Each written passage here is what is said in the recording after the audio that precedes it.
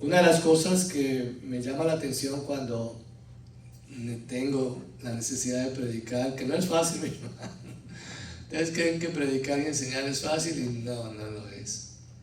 Porque primero tenemos que ser guiados por el Espíritu Santo y sentarnos. Cuando yo termino de predicar acá, ya estoy sentado diciéndole: Señor, ¿qué tú quieres que yo hable dentro de 8 días? ¿Qué serie debo comenzar y planificar? Y vivo en la mente con la enseñanza y buscando pasajes en la mente y diciendo: este va con este ejemplo del Antiguo Testamento, coordina con la necesidad de nosotros hoy en el siglo XXI, en el año 2025, y todo eso es guiado por el Espíritu Santo para llevarnos a una comprensión de un mensaje. Dios envía un mensaje y el mensaje es para que caiga en oídos que puedan escuchar la voz de Dios, en una mente sana donde se pueda sembrar esa semilla y en una voluntad donde usted y yo accionamos.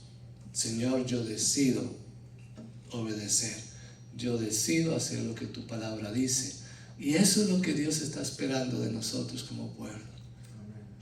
Y déjame decirle, mi hermano y mi hermana, cuando usted y yo obedecemos a Dios, recibimos la bendición, recibimos la protección, recibimos la ayuda, porque la obediencia es la llave que abre el reino de los cielos. Amén. Dicho eso, nuestra hermana Carmen inició este servicio con el Salmo 24 y es el salmo completo que habla del reinado de Dios sobre toda la tierra. Ya desde el Antiguo Testamento. ¿Por qué digo eso? Porque hay gente que está confundida y siguen repitiendo una frase del Nuevo Testamento, que he aquí el rey de los judíos. Sí, era para esa cultura, para ese momento específico, cuando se presentó a Jesús como el rey de los judíos. Pero no, es que Jesús es rey para todas las naciones. Amén. Y ese es el sermón de esta tarde, es que usted y yo no repitamos como loros o como loras esa frase. No, Jesús es el rey de los judíos. No, señores, Él es rey de los judíos, pero es rey de toda la tierra, de toda la humanidad, de todos los que confiesan y proclaman que Él es el rey. Y cantamos todas las canciones escogidas, tenían esa trayectoria de hacer el Hosana, Jesucristo es rey, de decir que Él reina, que Él gobierna con poder, que Él es el rey de los santos, en la última canción que proclama Moisés en el libro de Apocalipsis. Por lo tanto, mi hermano y mi hermana, también el Salmo 47 habla del señorío de Dios, sobre todo en el verso 7, porque Dios es el rey de toda la tierra. Y no dice de los judíos solamente. Amén. El Dios y Señor del universo nos da una vez más la oportunidad de leer, meditar y escudriñar la Biblia para entender la historia humana desde la perspectiva del Dios de la historia. Y en esta Semana Santa 2025, reconocer a un rey para todas las naciones. Año tras año mantenemos la tradición bíblica de leer los evangelios acerca de la entrada triunfal de Jesús en Jerusalén. Esta vez, Dios Padre quiere que presentemos a Jesús no solamente como el rey de los judíos, sino como un rey para todas las naciones. ¿Cuánto lo creen? Amén. Amén. Deseo hablarles de 3 funciones del rey, del Señor Dios, que comenzó en Génesis capítulo 2, versículo 7. Dice que cuando Dios le hizo la tierra e hizo la creación, dice que de Jehová Dios fue hecha la creación, y esa función es un rey que gobierna la historia, un rey que se revela a todas las naciones y un rey que salva y juzga a la vez. un rey que gobierna la historia. Nos tenemos que remontar a Génesis capítulo 1, versículo 1, cuando comienza la historia de la humanidad en esta generación. En el principio Dios creó los cielos y la tierra. Y conecta con Génesis capítulo 2, versículo 7. Entonces el Señor Dios formó al hombre del polvo de la tierra y sopló en su nariz el aliento de vida, y fue el hombre un ser viviente. La creación fue hecha para someterse a Dios. Dios es rey y gobierna su creación. Pero ¿qué cree mi hermano y mi hermana? El único que no se sometió a Dios ni obedeció sus órdenes, ¿quién fue? El hombre. Adán y Eva. Génesis capítulo 3 vemos la rebelión, la desobediencia de Adán y Eva de rechazar la palabra y el reino de Dios y tomar la autonomía para ellos mismos. Pero en ese mismo capítulo de rebeldía y desobediencia y de querer ser autónomos, también Dios preparó en el versículo 15 de Génesis 3, desde ese momento vemos el plan de Dios. ¿Para qué? Para redimir. El plan de salvación, ¿verdad? Dios promete que alguien vendrá para herir, es decir, para matar a la serpiente, que es fuente de pecado y maldad. Mientras tanto, la humanidad iba de mal en peor, intentando ser grandes y famosos al intentar construir una torre que llegase al cielo, que se llamó la torre famosa de Babel, porque la palabra Babel traduce confusión de idioma o de lengua, y de ahí surgen los idiomas, mis hermanos, créanlo, ¿no? Todo era fantástico en el paraíso terrenal. El hombre tenía comunión con Dios, convivía con Dios, tenía un cuerpo glorioso, una mente limpia, sana, todo era maravilloso, que ese es el paraíso que nuestro Señor Jesús está recobrando para su pueblo. Amén. ¿Cuántos quieren vivir en esa zona de paraíso? Con un cuerpo glorioso, perfecto. Las mujeres ya no tienen necesidad de maquillaje, ni del salón, ni de las uñas, nada, porque van a ser preciosas. Y también los hombres con pelo y con mucha fuerza y con mucho macho, porque vamos a recobrar esa realidad. Y lo más importante, una mente pura, sana, y un cuerpo sin enfermedades, los genes limpios del poder de Dios, la sangre de Cristo corriendo por nuestras venas. Será maravilloso ese tiempo, mi hermano y mi hermana. Pero mientras eso llegaba, en Génesis 11, versículo 1 al 4, encontramos entonces el intento del hombre de aquella generación de llegar al cielo creando una torre. Como parte de este plan de redención del rey, la Biblia nos dice que Dios llama a una nación a través de una persona, y es a través de Abraham. Abraham es el padre de la fe, y a través de la obediencia que él mostró a su Dios en ese momento, es que se funda una bendición y una promesa. Y a través de esa promesa que está en el capítulo 12 de Génesis, leo el versículo 1 al 3. Y desde ahí, hermano y mi hermana, había comenzado la primera migración, ¿verdad? Con Caín, porque Caín fue el primer inmigrante. Tuvo que salir por toda la tierra como un inmigrante. Pero después viene la segunda migración. Y entonces es la migración voluntaria de nuestro hermano Abraham. Capítulo 12, Génesis 1 al 3. Pero Jehová había dicho a Abraham: vete de tu tierra y de su parentela y de la casa de tu padre a la tierra que te mostraré. Y haré de ti, ¿qué? Una nación grande. Te bendeciré, engrandeceré tu nombre y serás bendición. Bendeciré a los que te bendijeren y a los que te maldijeren maldeciré. Y serán benditas en ti, en la fe, en la acción, en la obediencia de Abraham mostrada a Dios, todas las familias de la tierra. Y esas familias de la tierra son naciones, son pueblos. ¿Entienden la palabra de Dios? Dios entonces llama a la nación, una nación que va a representar ¿a quién? Al rey. Y bendice a las naciones y a las familias de la tierra.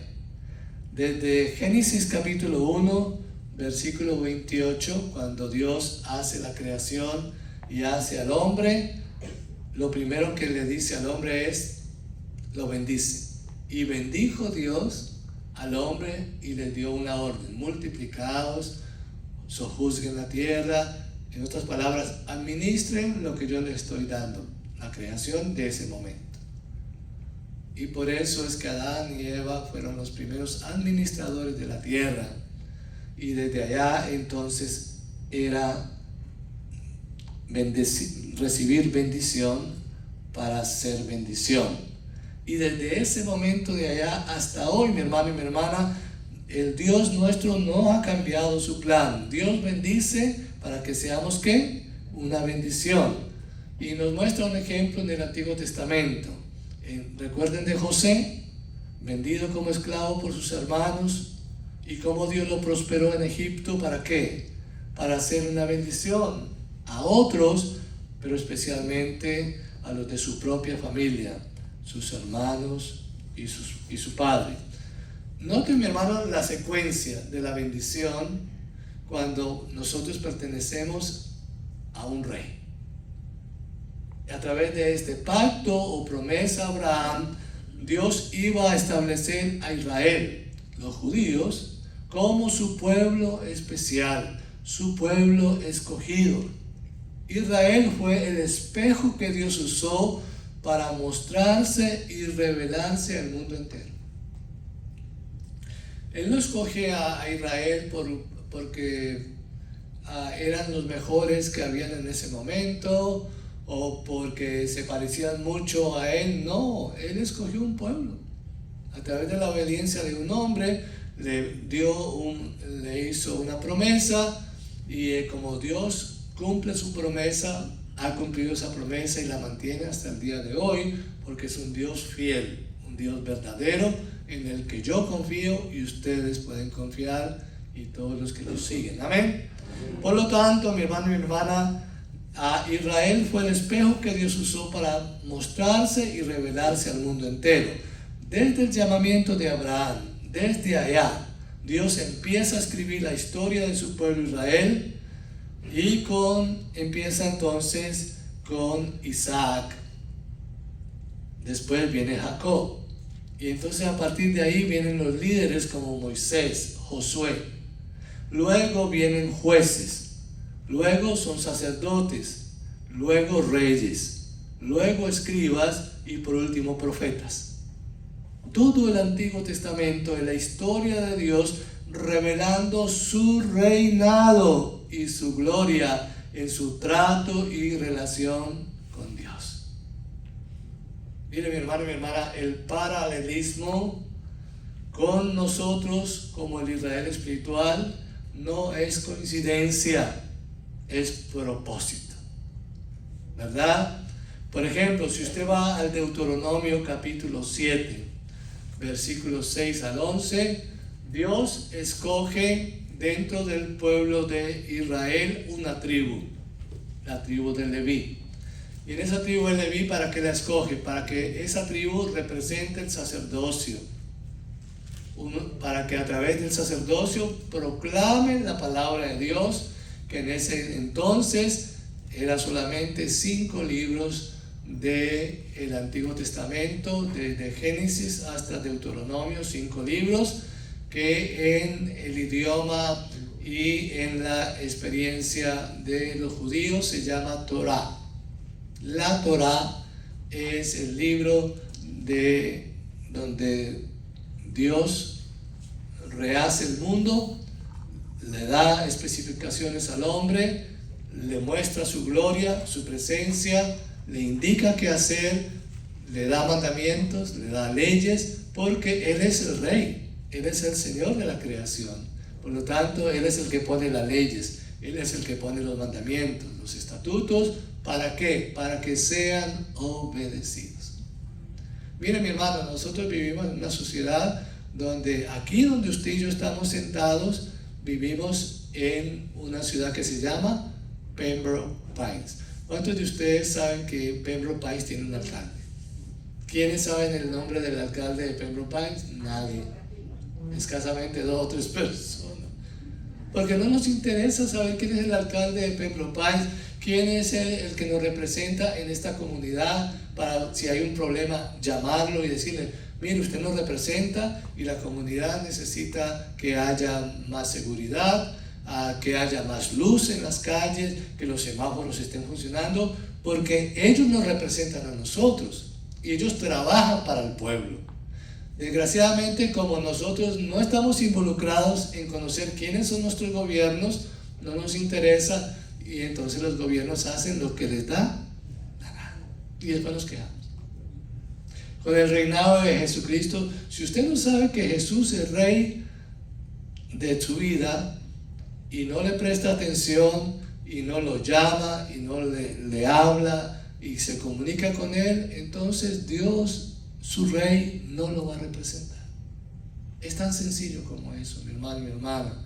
Y el pueblo de Israel entonces tenía esa cuestión. Dios, desde el Antiguo Testamento, escoge el pueblo y escoge dentro de su pueblo a los que lo representan en la relación espiritual: reyes, sacerdotes, profetas, jueces, líderes. Igual en la vida de nosotros en la iglesia de Cristo, ¿cuántos de ustedes saben que hay 5 ministerios en la iglesia de Jesucristo?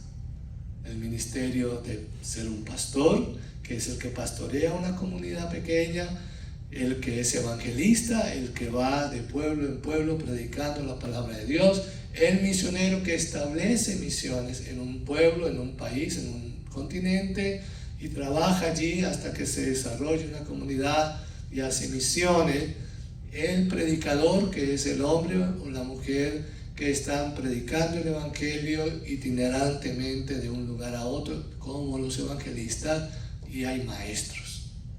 Hay hombres y mujeres que Dios usa en ese ministerio como maestros. Algunos tenemos la bendición de Dios de recibir un don especial, a veces doble o triple. En el caso mío, Él me ha dado la bendición de ser pastor, pero también de ser predicador. Y de vez en cuando maestro, porque de vez en cuando enseño la palabra de Dios. Pero Dios siempre está equipando a sus siervos para ese ministerio. Pero todos los que estamos aquí sentados y los que escuchan a través del internet, todos somos llamados a ser predicadores. Porque cuando usted le dice a otra persona quién es Jesús, usted está predicando. Cuando usted le enseña a otra persona qué leer en la Biblia, usted se está volviendo un maestro, una maestra. ¿Entienden la palabra de Dios? No es exclusividad de pastores, pero sí hay una pequeña exclusividad, y es que no todos ustedes pueden estar aquí en este micrófono, porque no todos son llamados para ese ministerio. Pero sí todos somos llamados para testificar. Sí todos somos llamados a ser discípulos de Jesús. Sí todos somos llamados a proclamar la buena noticia de fe. ¿Cuántos lo creen? Amén. Dicho eso, mi hermano y hermana, el paralelismo es que tanto en el Antiguo Testamento como en el Nuevo Testamento, cuando ustedes van a 1 de Pedro, capítulo 2, versículo 9, es el mismo paralelismo de Éxodo 19, 6, que Dios escoge hombres y llama a su pueblo. Usted es un pueblo escogido por Dios, nación santa. ¿Para qué? Para mostrar la luz de Jesús en la predicación del evangelio. ¿Entienden el paralelismo? O sea que Jesús no es solamente el rey de los judíos, sino que la Escritura nos demuestra que Jesús es el rey de todas las naciones y de toda la gente. Amén. Amén. Lo segundo, mi hermano y hermana, es que un rey que se revela a todas las naciones. A lo largo de toda la historia, Dios se revela en su creación, en su poder, en su trato con Israel y las naciones. El Salmo 46, versículo 10, dice la palabra de Dios: estén quietos y sepan que yo soy Dios. Exaltado seré en la tierra, seré exaltado entre las naciones, enaltecido seré en la tierra. ¿De qué está hablando Dios? De Jesús. Porque ¿quién es el que se enaltece? El rey. ¿A quién le obedece la nación de la tierra? Al rey. Por eso se proclama que Jesús es rey, como dicen las Escrituras, de todas las naciones, de todos los pueblos, de toda la gente. Yo estoy firmemente convencido que Dios siempre tenía a todo el mundo en su plan de redención. Muchos dicen y creen que el Antiguo Testamento solamente habla de Dios e Israel. ¿Lo creen ustedes? No. Es que Israel es un espejo donde nos vemos nosotros en sus historias, en sus obediencias y desobediencias, en su amor por Dios y en su desamor por Dios, en el pecado, en todo. Es un espejo donde nosotros nos reflejamos.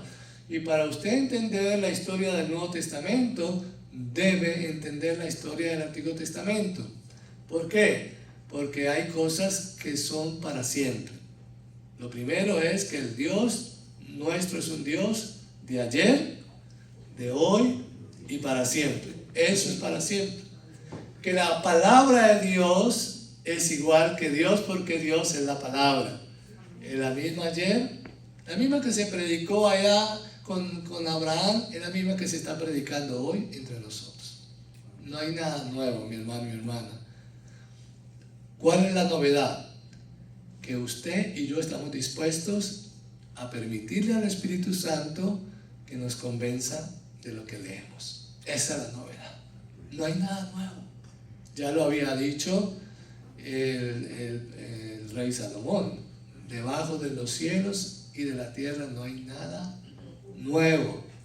Lo que fue ayer será mañana, y lo que será mañana es hoy, y lo que es hoy ya fue. Entonces, ¿qué hay de novedad? Nada. Por lo tanto, mi hermano y mi hermana, yo sé y estoy seguro que Dios siempre, desde el comienzo de la creación, su plan fue redención a la humanidad. Y si no, pregúntele a Juan 3:16. Porque de tal manera amó Dios al pueblo judío. Dice ahí la Escritura. Yo tengo una Biblia entonces diferente. Que la Biblia dice: porque de tal manera amó Dios a los judíos. No dice. Okay. Al mundo. Desde ahí entonces no podemos decir que es que Dios es solamente para los judíos. Se cae esa teoría. Por lo tanto, Dios es un Dios que tiene en su plan salvar a toda la humanidad. En su gran plan, Dios usó a Israel para mostrarle a las naciones alrededor. Pero Israel tenía el propósito de bendecir a las naciones. ¿Pero qué hicieron los cabezones esos? No lo hicieron. No, el Dios nuestro es para nosotros. ¿Cuántos cristianos somos así? Pastor, yo no predico porque que se pierdan ellos, yo ya estoy salvo. Es egoísmo completo. ¿Y acaso Dios no está combatiendo ese egoísmo? Permítale a Dios que combata ese egoísmo y permita que usted le hable a otros de ese Dios maravilloso al cual cantamos hace rato. Amén. Por lo tanto, mi hermano y mi hermana, mire, Isaías 42, versículo 6, dice: Dios a través del profeta Isaías en el año 700 antes de Cristo: te pondré por luz, ¿a qué? A las naciones. O sea que Israel tenía que ¿qué? Compartir su Dios con las naciones, pero no lo hicieron. Al contrario, abrazaron los dioses de las otras naciones, y esa desobediencia los mantuvo y los mantiene todavía sin un territorio específico, sin la Canaán, sin la tierra prometida. Ahí están luchando, peleando para que no se les meta otros pueblos a coger su territorio. Y están en ese problema por siglos. ¿Por qué? Porque no han hecho lo que nuestro Dios dijo desde la profecía.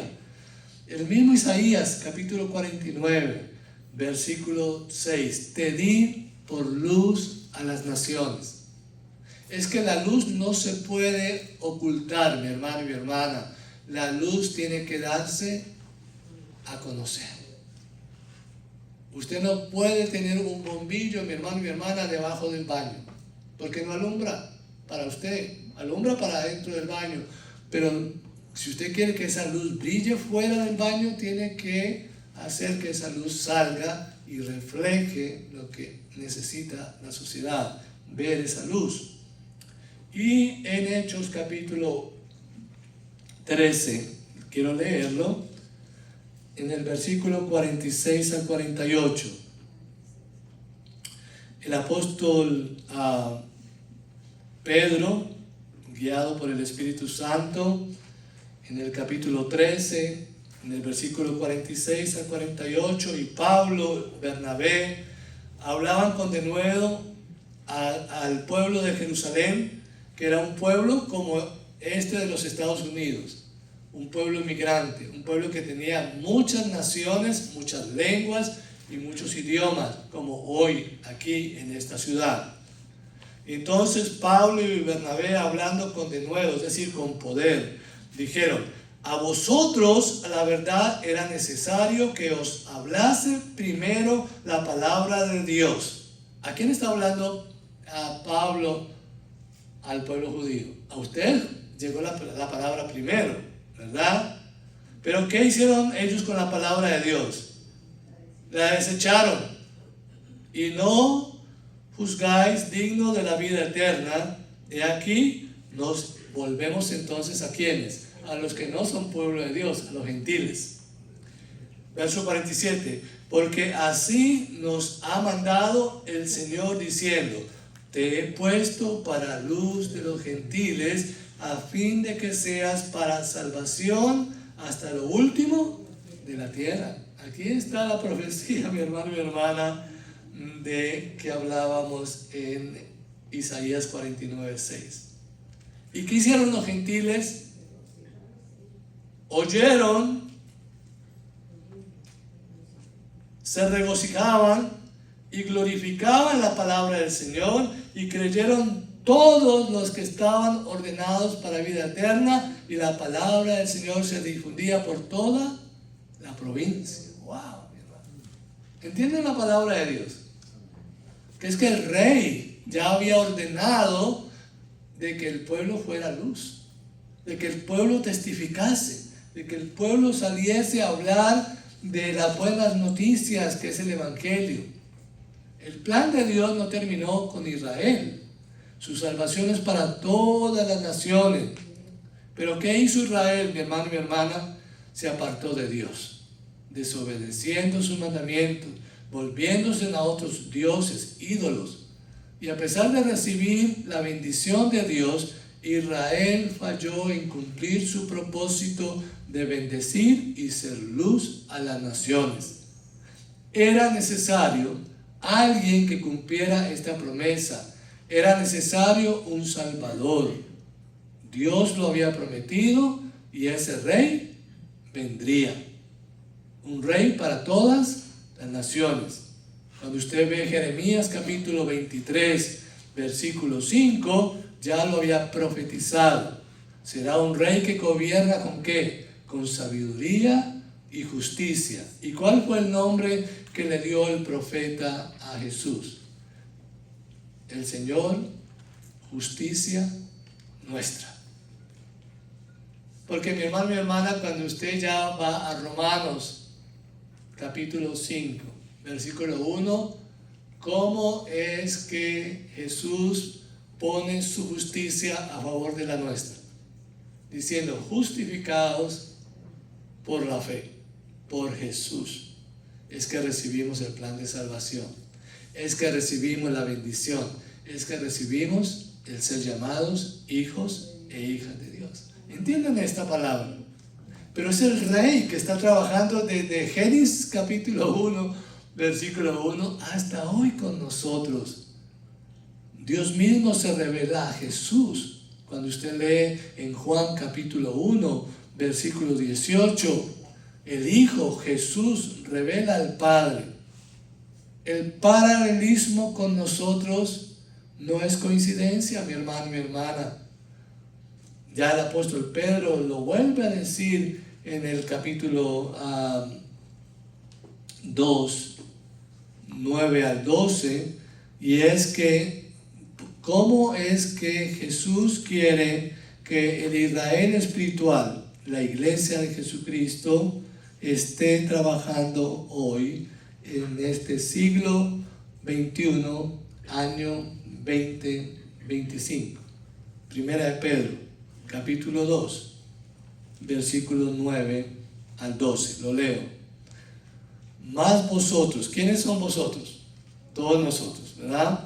Mas vosotros sois linaje escogido, real sacerdocio, nación santa, pueblo adquirido por Dios. ¿Para qué? Para que anunciéis las virtudes de aquel. ¿Quién es aquel? Jesús, que os llamó de las tinieblas a su luz admirable. Vosotros que en otro tiempo no erais pueblo, pero que ahora sois pueblo de Dios. ¿Entienden la palabra de Dios? ¿Es Jesús rey solamente para los judíos? No. Pedro está diciendo, guiado por el Espíritu Santo, ustedes no eran pueblo de Dios, pero ahora son pueblo de Dios. Es decir, ustedes son Israel espiritual. Y son llamados y comisionados a mostrar lo que Israel falló. Pero la iglesia está fallando igual. Nosotros estamos fallando. ¿Acaso Jesús en el Sermón de la Montaña no hizo lo mismo? Si usted va a Mateo capítulo 5, después de las bienaventuranzas, versículo 13, que dice, ustedes son la sal de la tierra, ustedes son la luz del mundo. ¿A quién está dirigiendo Jesús eso? ¿Al pueblo de Israel? No, a la iglesia, al nuevo pueblo, al pueblo redimido por la sangre del Cordero. Tenemos una misión, mi hermano y mi hermana. ¿Quién nos da esa misión? El Rey Jesús, que es Rey soberano de Israel y de todas las naciones. Por lo tanto, mi hermano y mi hermana, esta lectura es indispensable. Amados, dice el versículo 11, estoy en Primera de Pedro, capítulo 2.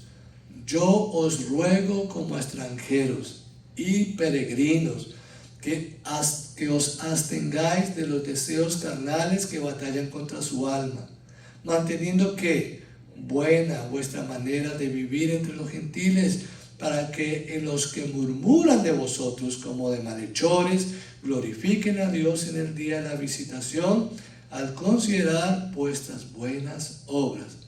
Por causa del Señor, someteos todos a la institución humana, ya sea al rey como a superior. Es la palabra de Dios, mi hermano y mi hermana, que estamos presentando en un día hace más de 21 siglos atrás, cuando nuestro Señor Jesús, al entrar a Jerusalén, fue proclamado como Rey de los judíos. Un Rey que salva y juzga. La humanidad está apartada y separada de Dios por el pecado. ¿Lo creen? Claro. Romanos capítulo 3, 19 al 23 lo dice, porque todos hemos pecado y estamos separados de la gracia, de la misericordia, del amor, del perdón de Dios.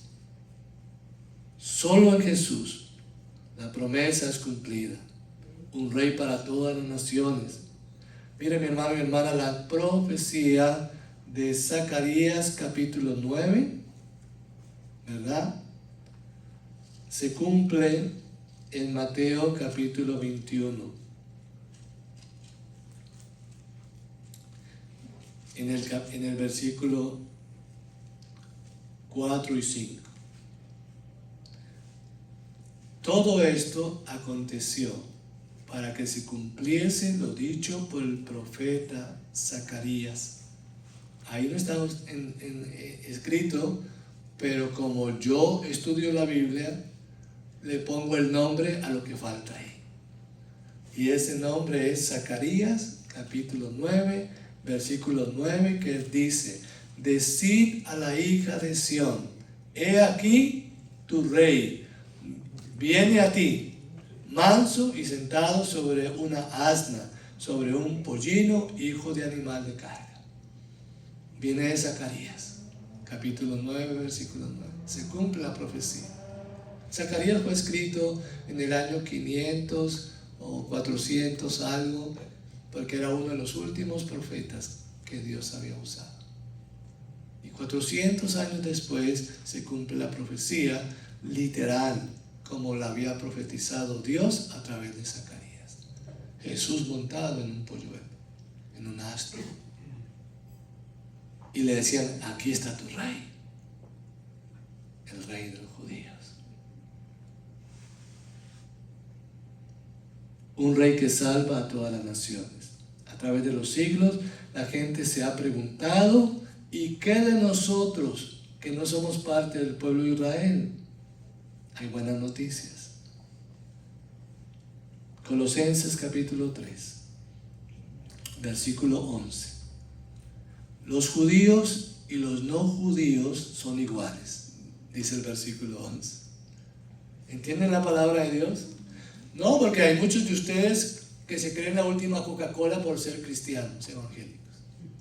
Ay, pastor, miren, cuando entro por algún lugar, todo el mundo me mira y yo tengo que levantar la cabeza porque yo soy importante. Cuando yo llego a ese lugar, todo el mundo se calla, todo el mundo me mira, todo el mundo me admira. ¿Se han puesto alguna vez así ustedes?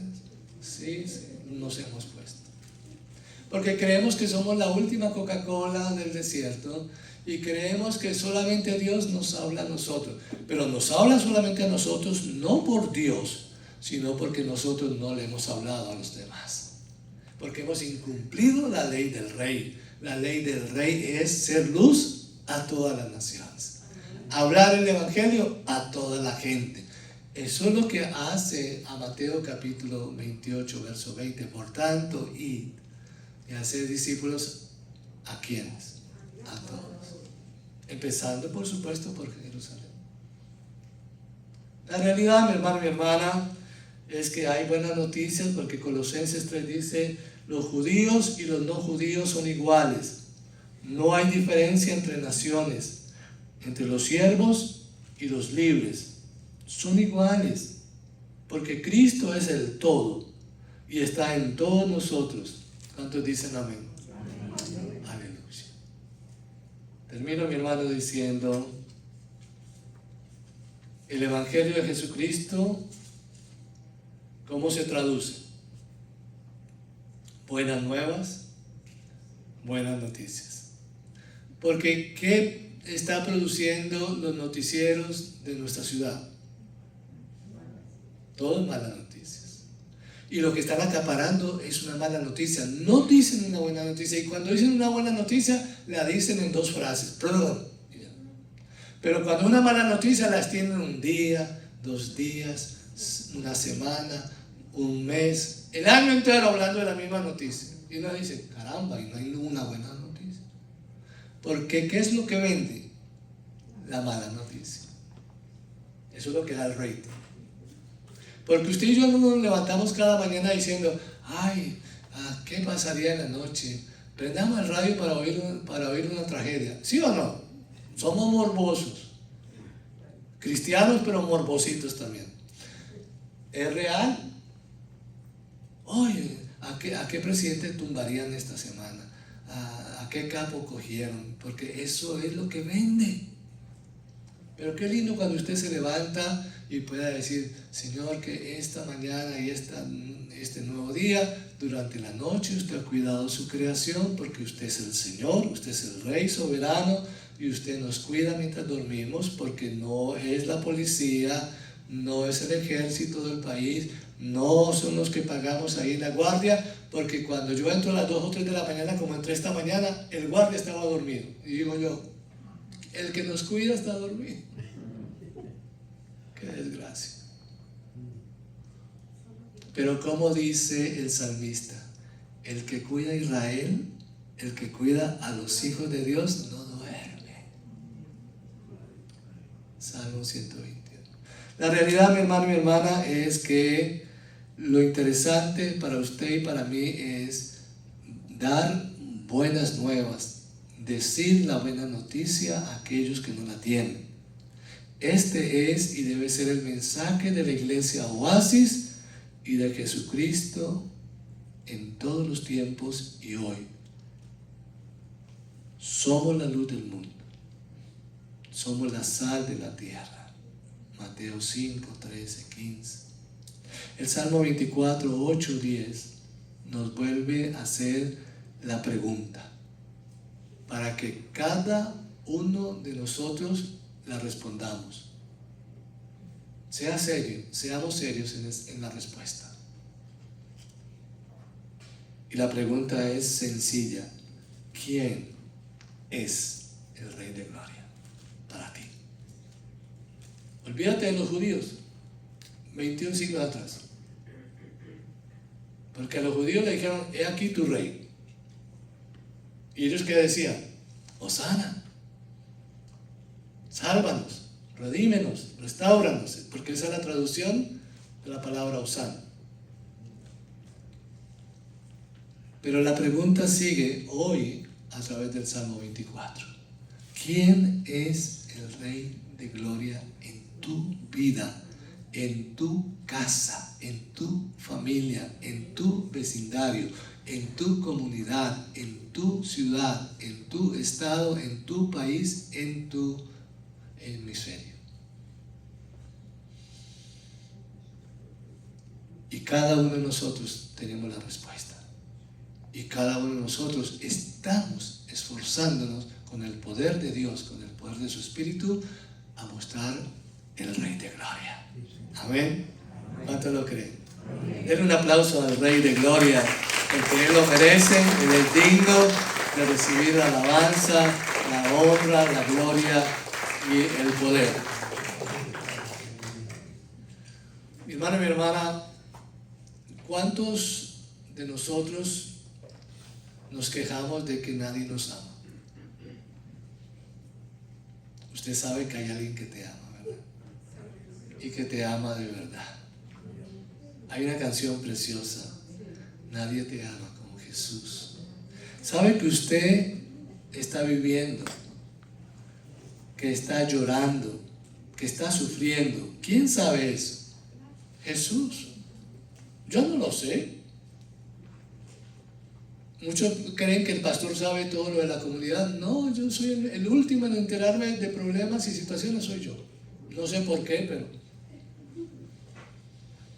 pero la realidad es que hay alguien que te está mirando. Hay alguien que está contigo 24/7. Hay alguien que sabe lo que usted sufre. Hay alguien que sabe por qué llora. Hay alguien que sabe tu debilidad. Todo es esa persona, Jesús. Él está esperando que tú vengas a Él.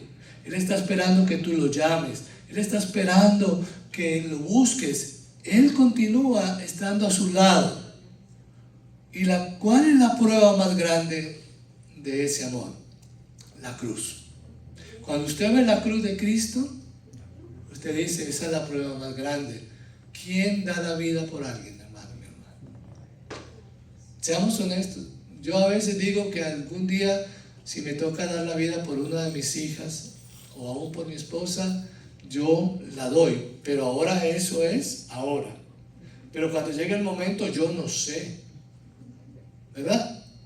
Es como aquel que dice, yo ya lloré la muerte de mi papá y mi mamá adelantado. Eso es mentira.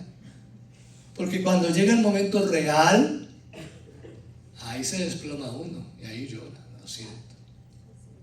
Que los hombres no lloran, sí lloran, lloramos. Cuanto más por un ser querido.